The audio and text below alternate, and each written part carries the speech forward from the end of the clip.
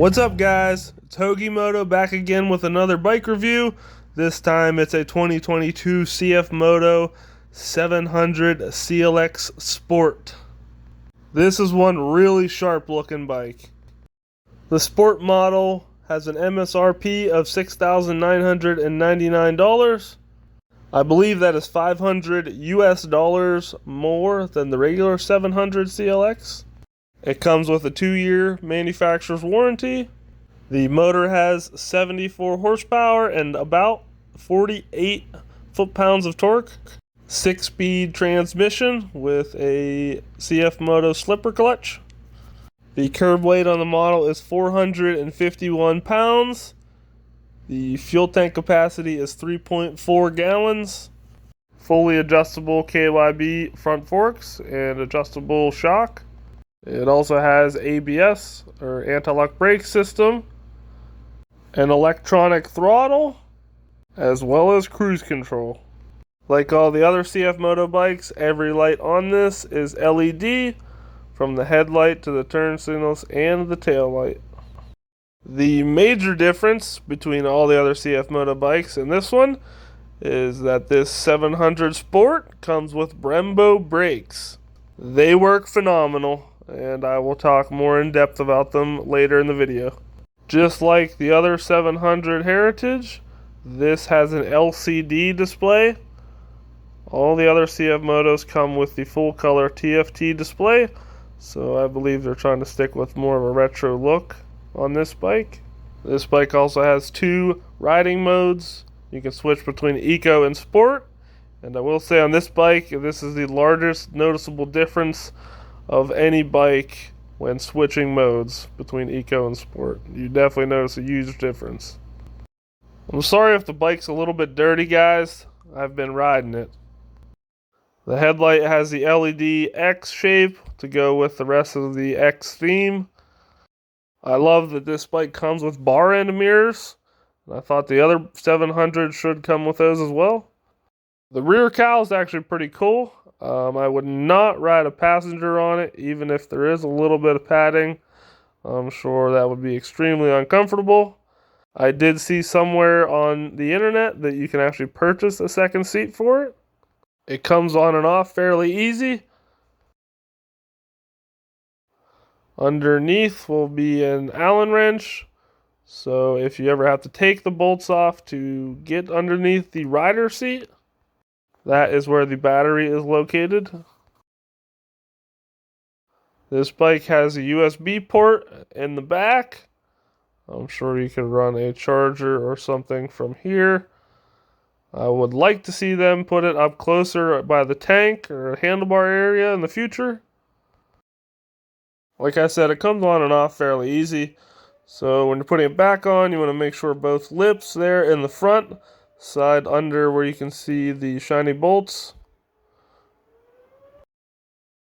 Once you feel it slide in, you should be able to kind of get a good feel for it and just push down and it will lock.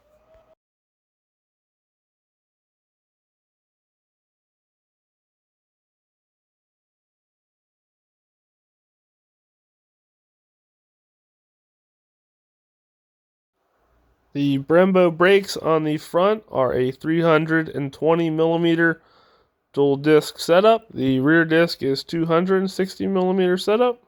Each caliper on the front has 4 pistons, and the caliper on the rear has 2. The exhaust on this thing doesn't look too bad. Let's just fire it up and see what you guys think.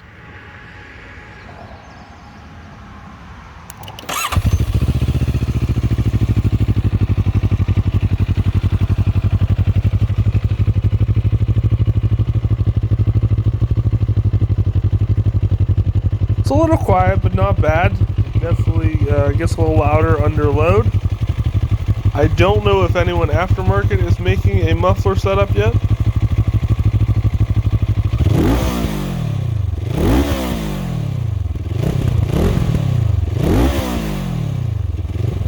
Now that you heard it run, let's go for a ride. Let's start right off the bat, showing you how cruise control works. You have to be in 4th gear though. Any speed in 4th gear as long as the bike can pull it. So you just want to flick the switch on the left, hit set and what speed you want, and that's it. Hitting one of the brakes will instantly turn it off. You can set it again by just hitting resume. Like I said, you do have to be in 4th gear or above for cruise control to work. I tested it and was able to get the 4th gear, shifting early at 30 miles per hour, and just set the cruise. I am purposely not using any of my arms to prove how good this system works, and it is awesome. Just tap the brake and it will turn off. This bike definitely has more of a forward posture, and with the clip-ons instead of having handlebar. I will say after a long ride, the seating position still felt comfortable. This bike also comes with self-canceling turn signals, and they're a little bit tough getting used to when you're used to a bike that does not come with them. They are actually very reliable and work correctly the majority of the time. Alright, there you can see the light went out after I turned and went straight for a couple feet.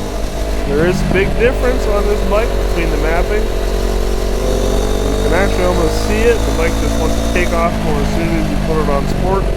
Let's put it back in sport mode. You can actually hear the difference when I switch that mode to the exhaust sound. Like I said, there is a big difference between the mapping modes. Sport mode has a lot more throttle response and has a lot more mid to top end. The 700 Sport actually feels much faster than the 700 standard CLX. I assume the only difference is just fuel mapping and ignition timing. This bike seems to handle everything that I throw at it very well. Definitely rides nice in the turns. Feels stable at speed, and it is very smooth. The shifting feels very crisp, up and down.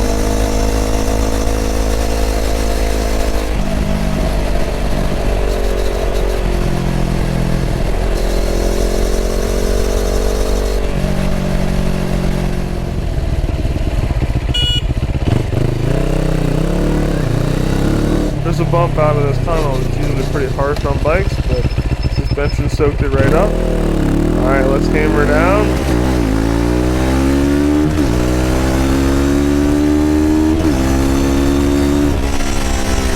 See how much snap this bike has. How much almost lost out of your arm in that first gear. I'm not going to try any wheelies without any gear.